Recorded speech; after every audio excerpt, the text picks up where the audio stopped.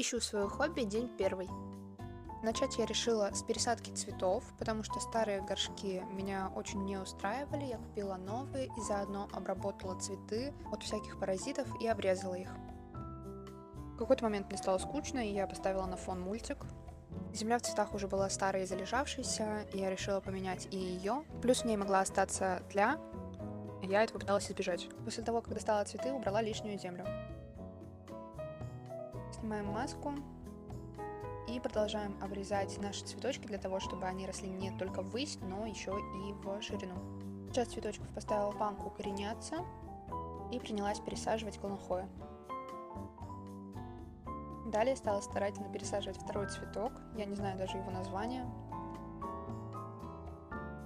И вот такая красота у меня получилась. Ставлю этому хобби твердое 7 из 10, но только потому, что им нельзя заниматься каждый день.